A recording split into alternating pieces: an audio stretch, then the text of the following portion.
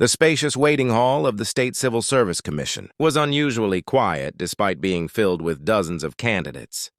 Some reviewed current affairs from newspapers.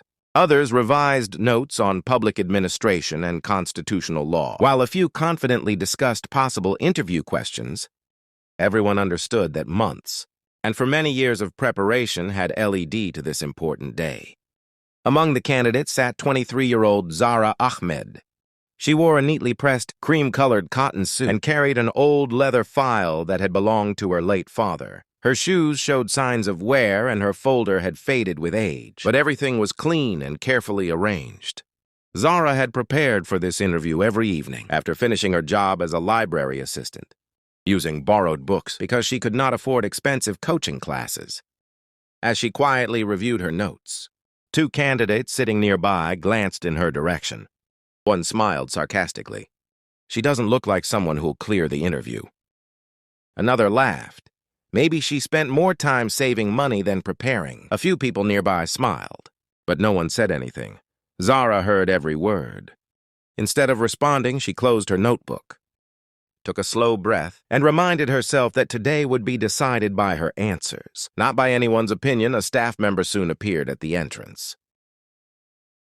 Miss Zara Ahmed, she stood confidently, thanked the staff member, and walked into the interview room. 5 senior officers greeted her warmly. "Please have a seat, thank you, sir."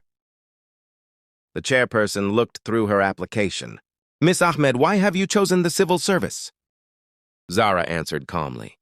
"Because public service is about solving people's problems with honesty, fairness, and responsibility. Authority has value only when it improves the lives of others." Several panel members nodded. Another interviewer leaned forward. "Suppose your district receives emergency relief after a major flood, but the supplies are not enough for every family. How would you decide who receives assistance first?" Without rushing, Zara replied, "I would use transparent, evidence-based criteria focused on urgency and vulnerability. Every decision should be documented and explained clearly, so the public understands the process and trusts it." The room became noticeably quieter. A third panel member smiled. "What quality is most important in a civil servant?" "Integrity," Zara replied. "Knowledge and skills can be strengthened through training, but without honesty, public trust cannot survive." The chairperson asked one final question. "If you are not selected today, what will you do?" Zara smiled respectfully. "I'll continue studying, continue serving my community. Learn from this experience and return stronger."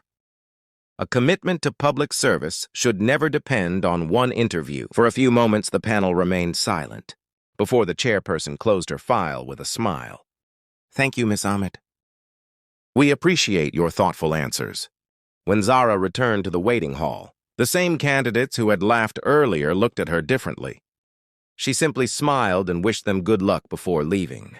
Several weeks later, the official merit list was published, and Zara's name appeared among the top candidates. Those who had judged her by her simple appearance learned a lesson they would never forget. True excellence is revealed through preparation, humility, wisdom, and character, not through expensive clothes or first impressions.